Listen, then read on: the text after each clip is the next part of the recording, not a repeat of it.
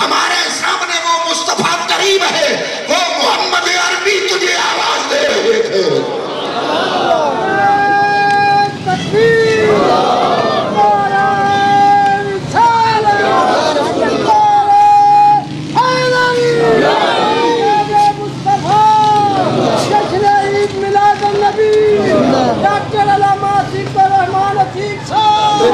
واسع خمسہ ہے 5، ان میں ایک حواس، ایک حصہ قوت شامہ، سونگنے کی قوت۔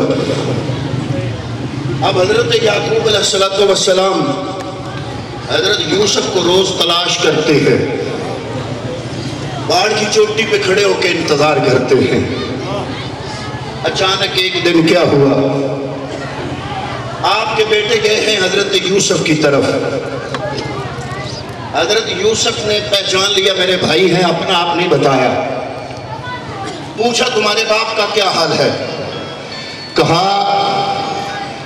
ان کا ایک بیٹا تھا، نام تھا یوسف، جدا ہو گیا، اس کی جدائی میں رو رو کے یعقوب کی آنکھوں سے نور چلا گیا۔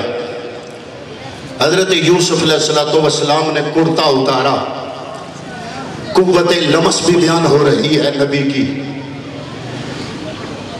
یہ 5 قوتیں ہیں نا، لمس، چھونا، مس کرنا، کسی چیز کی نرمی گرمی سردی گرمی کو برداشت کرنا، یا دیکھنا یا چیک کرنا، یہ ہے قوت لمس۔ حضرت یوسف نے کرتا اتارا، اتار کے فرمایا جاؤ یہ کرتا اذهبوا بقمیصی ھذا فالقوہ علی وجہ ابی یات بصیرا، اس کرتے کو میرے باپ کے چہرے پہ ڈال دو۔ کرتا ڈالو گے چہرے پہ تو بینائی واپس آ جائے گی۔ کرتے سے کیا ہوگا؟ بولیے بولیے، کرتے سے کیا ہوگا؟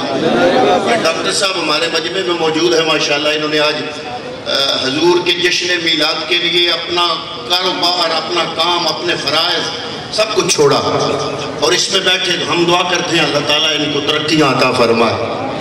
ان سے پوچھو کہ کپڑا کسی کے منہ پہ ڈالنے سے آنکھوں میں نور آ جاتا ہے، لیکن یہاں علم قلیل ہو، علم قلیل کہتا ہے کہ کرتا کسی کی بے نور آنکھوں کو نور نہیں دیتا، لیکن جو علم کثیر والا ہو وہ بڑے یقین سے قمیض اتار کے بھائیوں کو کہتا ہے کہ میرے باپ کے چہرے پہ ڈال دو، یہ میری اترن جب یعقوب کے چہرے پہ آئے گی اللہ رب العالمین آنکھوں میں نور عطا کر دے گا۔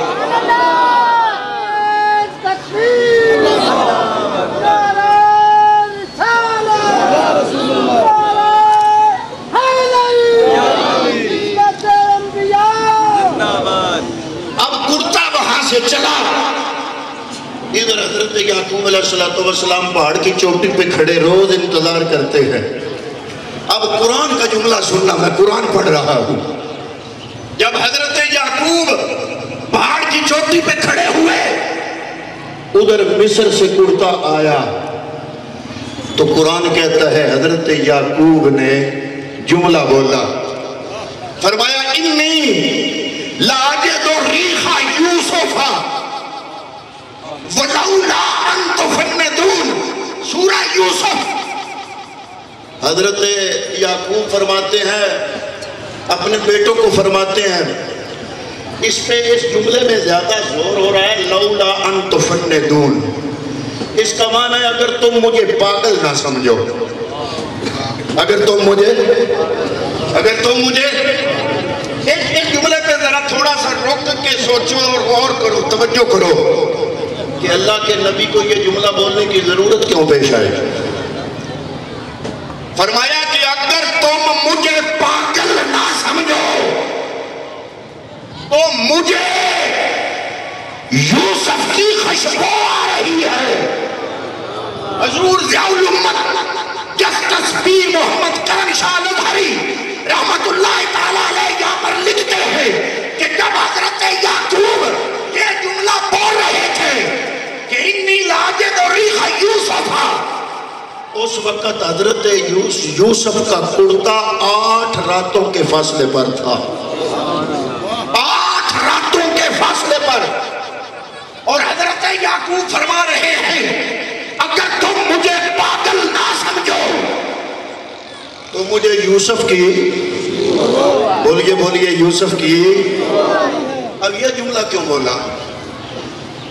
جو نبوت کی گود میں پل رہے تھے، جو نبی کے ڈائریکٹ بیٹے ہیں، نبی سے نسبت ہے، نبی کے ڈائریکٹ بیٹے، نبی کی گود میں پلنے والے، ان کو حضرت یعقوب کو کیا ضرورت پڑی کہنے کی کہ لولا ان تفندون، اگر تم مجھے پاگل.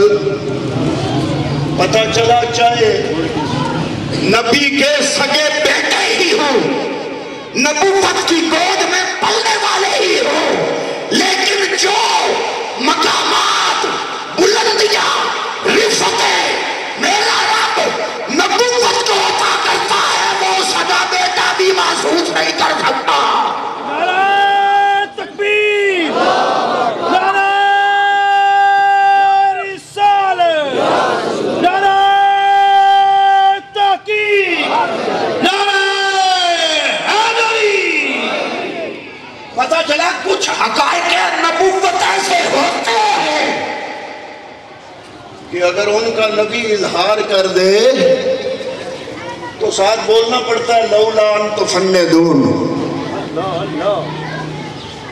کچھ حقائق سن لو سارے، دائیں والے بھی سنو، بائیں والے بھی سنو، سامنے والے بھی سنو. قرآن کی اثر سے پتہ لگا کہ کچھ نبی کے ایسے حقائق ہوتے ہیں اگر ان حقائق کو اللہ کا نبی اشارہ کر دے تو سامنے والے چاہے سگی اولاد ہو ان کے پاگل ہونے کا خطرہ ہوتا ہے. مطلب کیا ہونا کہ اللہ کا نبی ہر ایک کو سمجھ آنے والا، یہ تو عام نبی کی شان ہے. عام 1.25 لاکھ نبیوں کے امام کا مقام اور ہے. یہ تو تھا نا 8 دنوں کا فاصلہ. حضور نبی کریم مدینے میں بیٹھے، آپ نے فرمایا انی لاجد اور ریخہ جبریل. فرمایا زمین سے لے کر آپ پہلے آسمان کا فاصلہ 500 سال، پہلے کی موٹائی 500 سال، دوسرے کا فاصلہ 500 سال، اسی طرح سارے آسمان، 7 آسمانوں کے اوپر اور ایک روایت کے مطابق 6 آسمان پر سدرہ ہے. اور جبریل جب حرکت کرتا ہے تو حضور فرماتے انی لاجد و ریخ جبریل، میں مدینہ میں بیٹھا سدرہ پہ بیٹھے ہوئے جبریل کی خوشبو محسوس کر لیتا ہوں. یہ ہے مقام مصطفیٰ، یہ ہے مقام یوسف. جب وہ کرتا آیا تو ہوا کیا؟ حضرت یعقوب علیہ السلام نے جب یہ جملہ بولا نا انی لاجد ریخ یوسف، مجھے یوسف کی خوشبو آ رہی ہے. کیا کہتے ہیں؟ قالوا تاللہ تفتأ تذکر یوسف حتی تکون حردا او تکون من الحالکین. وہ کہتے ہیں یوسف تو مٹی میں مل گیا، اس کو بھیڑیا کھا گیا. آپ نے اس کو یاد کرتے کرتے کرتے کرتے فوت ہو جانا ہے. یہ قرآن ہے. یہ یوسف کے بھائی یعقوب کے بیٹے جواب دے رہے ہیں. جب یعقوب کہتے ہیں مجھے یوسف کی خوشبو آ رہی ہے تو قرآن کہتا ہے قالوا تاللہ، ہمیں اللہ کی قسم، تفتأ تذکر یوسف حتی تکون حردا او تکون من الحالکین.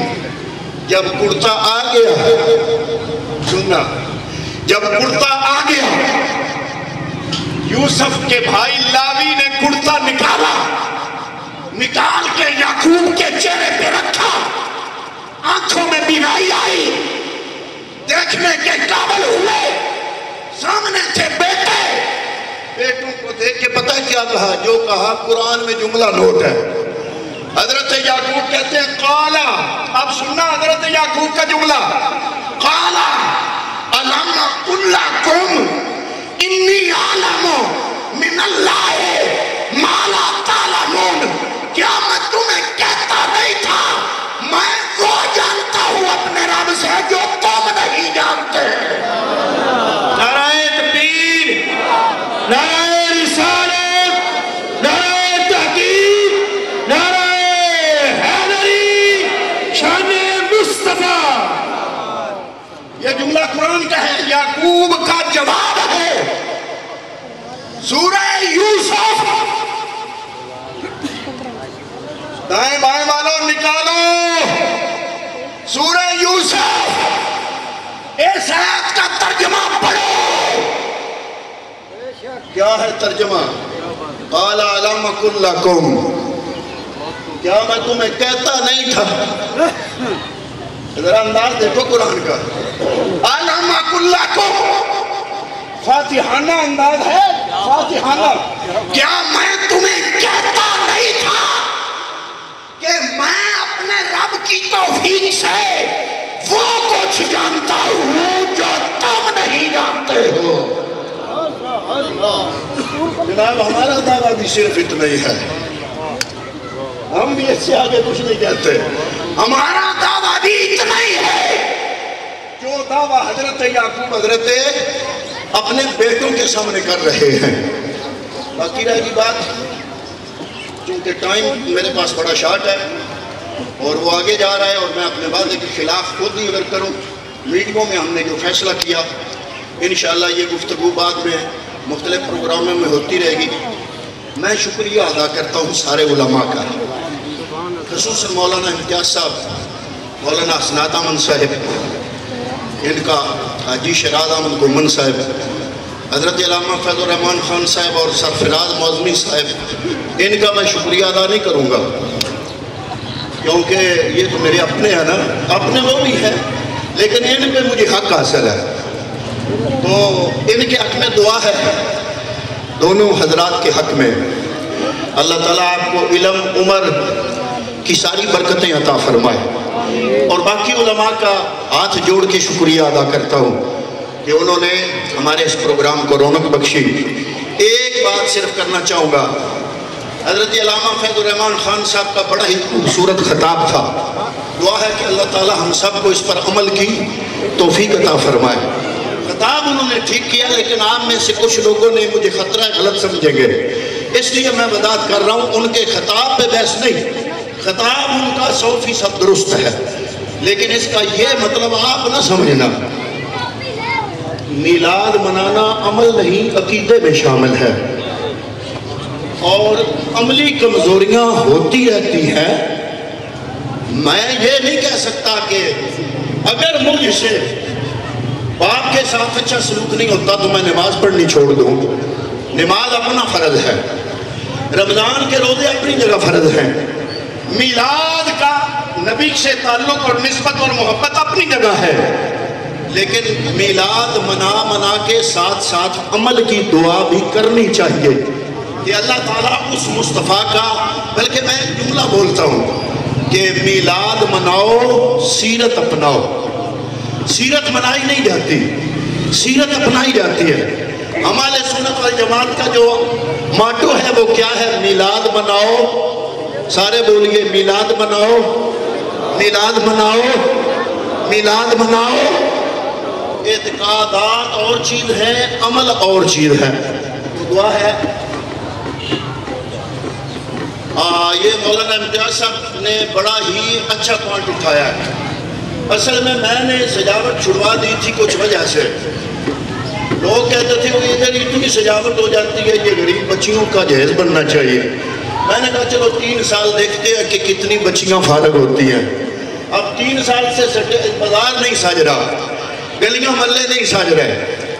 میں نے اصل میں یہ بھی ایک بندے کی سوچ ہی ہے کہ دیکھیں نا، مسجد بناتے ہیں نا، محراب کی جگہ اپنی ہے، کھڑکیوں کی جگہ اپنی ہے، دروازے کی جگہ اپنی ہے، لیٹرینوں کی جگہ۔ مسجد کے لیے لیٹرینیں بھی ضروری ہیں پر محراب بھی ضروری ہے۔ اب اگر کوئی یہ کہہ دے کہ جناب ربیع الاول میں اتنا خرچہ یہ غریب بچیوں کو دینا چاہیے. میں نے کہا جب آپ نے 60,000 کا موبائل خریدا تھا تو 10,000 کا خرید کے گزارا چلا لیتے, باقی 50,000 کسی غریب بچی کو دے دیتے. جب آپ نے بچے کی شادی کی تھی 10 بندے اس گھر کے لڑکے کے گھر والے 10 بندے لڑکی کے گھر والے اکٹھے ہو جائیں تو نکاح مسنونہ تو ہو جاتا ہے. آپ نے 500 کارڈ بنوائے, چھپوائے, دعوتیں کی. میں نے کہا باقی 10 کو چھوڑ کر باقی 490 پہ جو خرچہ آیا وہ کسی غریب کی بچی کو ودیع کر دینا تھا. جب میں موبائل خریدوں تو مجھے غریب کی بچی یاد نہ آئے. میں بیٹے کی شادی کروں تو گانے بجانے والے بھی بلاؤں, 500 1000 کے نوٹ بھی پھینکوں باجے والوں پر, مجھے غریب کی بچی یاد نہ آئے. 2 گاڑیاں برات میں لے جاؤں, ایک میں دولہا دلہن ہو, دوسرے میں گھر والے ہوں, گزارا ہو جاتا ہے. میں 20 گاڑیاں کرائے پہ کروں, مجھے بچی یاد نہ آئے. اور جب نبی کا میلاد آئے تو مجھے غریبوں کی بچی یاد آ جائے. پتہ چلا یہ بچیوں کی ہمدردی نہیں, یہ میلاد والے آقا سے بغض کی نشانی ہے, یہ کوئی اندر بیماری ہے. تو حضرات محترم براہ کرم مصطفیٰ کریم کے ساتھ ہماری نسبت, وہ یہ جو پیچھے پڑ رہا تو دلائل کے میری تقریر ختم ہو گئی ہے. میں ان سے صرف اتنا پوچھتا ہوں کہ حضور وضو کریں, جسم کے ساتھ لگا ہوا پانی نیچے جب گرے صحابہ گرنے نہ دے زمین پر, جھپٹ پڑے. قرآن میں کوئی آیت ہے؟ صحابہ دکھاؤ, کوئی حدیث دکھاؤ, کوئی آیت دکھاؤ. اے صحابہ کیوں کرتے ہو؟ جنہوں نے توحید مصطفیٰ سے پڑھی تھی انہیں مسائل کا پتہ نہیں تھا. عملی کمزوریاں اور ہیں, اعتقادات اور چیز ہیں. اعتقادات پہ عملی کمزوریوں کی وجہ سے کمپرومائز نہیں کر سکتے ہم. میرا جملہ غور کیا آپ نے؟ اعتقادات عقیدہ اور شے ہے, عمل کی کمزوری. میں یہ نہیں کہتا عمل کی کمزوری درست ہے, عمل کی کمزوری ناجائز ہے, دور کرنی چاہیے. مصطفیٰ کی سنتوں پہ عمل کرنا چاہیے, لیکن میلاد منا کے سیرت اپنانا چاہیے. نعرہ لگاؤ میرے ساتھ, میلاد